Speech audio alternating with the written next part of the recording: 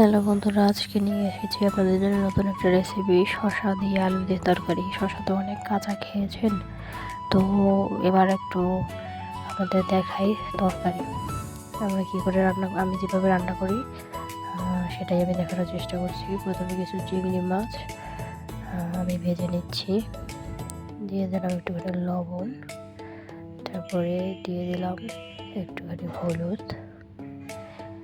এরপর আমি সুন্দর এগুলো মিক্স করে নেড়ে ছেড়ে ভেজে নিচ্ছি। চিংড়ি মাছটা ভাজা হয়ে গেছে, এবার আমি তুলে নেব। এটা দেশি চিংড়ি ছিল। এই চিংড়িটা খেতে সাধারণত একটু মিষ্টি মিষ্টি লাগে।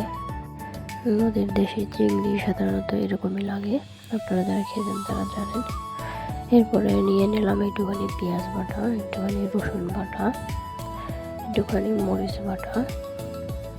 আমি মূলত লাল মরিচটা ব্যবহার করেছি একটু টেস্টের জন্য। পরে দিয়ে দিলাম একটু পানি, এটা সুন্দর মতো মিক্স করে নিলাম। এরপরে এখানে দিয়ে দিলাম পরিমাণ মতো কিছুটা লবণ, তারপরে দিয়ে দিলাম একটুখানি হলুদ গুঁড়ো। এগুলো সুন্দর মিক্স করে নিলাম। এভাবে নেড়ে চেড়ে মশলাটা আমি কষিয়ে নেব। কিছুক্ষণ কষানোর পরে আমি কেটে রাখা সবজিগুলো দিয়ে দেব। এরপরে শসা এবং আলুগুলো সুন্দর মতো মিক্স করে নেব মশলার সাথে। এবার কিছুক্ষণ আমি জাল করে নেব সবজিটা এবং আলুটা একটু কষিয়ে।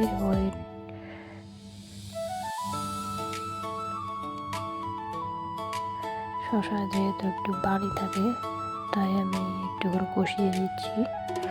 এরপরে দিয়ে দিলাম ভেজে রাখা চিংড়ি মাছগুলো।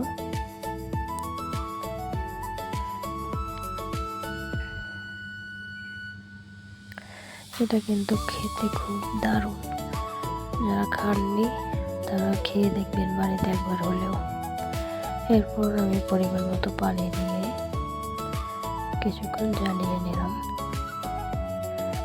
দেখতেই পাচ্ছেন বন্ধুরা, সবজিটা আসলে শুধু কাঁচা খাওয়া যায় এমন নয়, এটা যে রান্না করেও খাওয়া যায় অনেকে জানেন না। তো আজ যারা জানলেন অবশ্যই বাড়িতে একবার হলেও ট্রাই করবেন।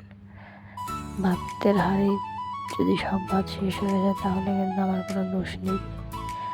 এরপরে সবজি সিদ্ধ হওয়ার পরে আমি নিয়ে নিলাম কড়াইয়ে আরেকটু তেল, দিয়ে দিলাম একটু সাদা জিরে। আমি বাগানের জন্য শুধু সাদা জিরেটাই ব্যবহার করেছি। জিরেটা দিয়ে কিছুক্ষণ নেড়ে চেড়ে ভেজে নেব। জিরেটা যখন একটু লাল লাল হয়ে যাবে তখন আমি দিয়ে দেব সিদ্ধ করা তরকারিগুলো। এরপরে নেড়ে চেড়ে মিক্স করে নেব। আমার ভিডিওটি যদি ভালো লাগে অবশ্যই লাইক সাবস্ক্রাইব করে পাশে থাকবেন এবং সবাই সুস্থ থাকবেন।